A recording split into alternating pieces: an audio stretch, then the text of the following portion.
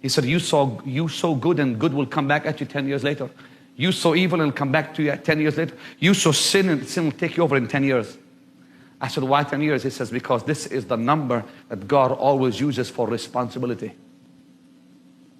There's always 10 years of grace before God will bring judgment. I never thought about that. He says, God will always give you 10 years. It's always in 10. It was 10 days before the Holy Ghost came. 10 days they were in the upper room when Jesus ascended.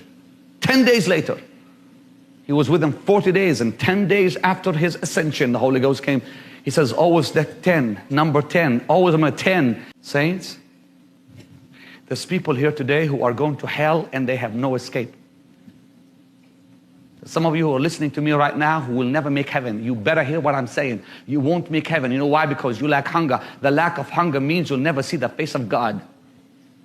Jesus said, blessed are they that hunger. If you're not blessed, you're cursed. Hunger will bring blessing, and the opposite will bring a curse.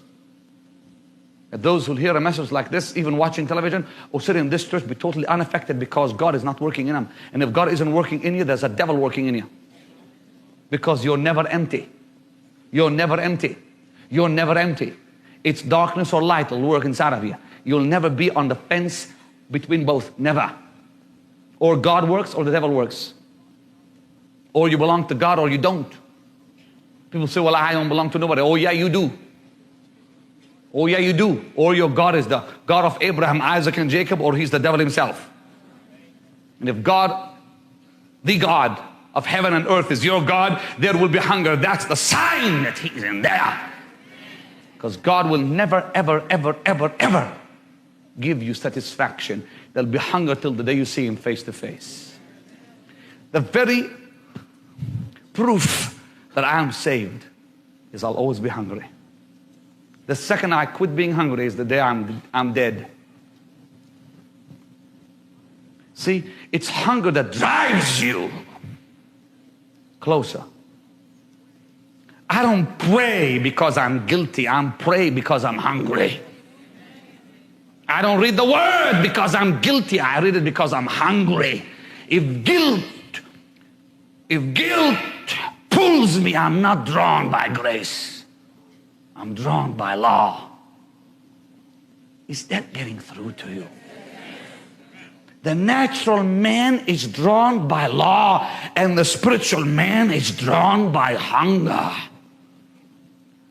The man who says to me, I make myself pray, is a man who's controlled by law and bondage. But the man who prays because he loves God is drawn by grace and hunger. You're grabbing this, aren't you? Hunger in my heart is the proof that the Holy Ghost is alive in me. The day I'm hungry is the day I know he's alive in me. And the day I'm not hungry is the day I know he's departed from me. Why is it that the human nature is always drawn to law? Because that is birthed by Satan.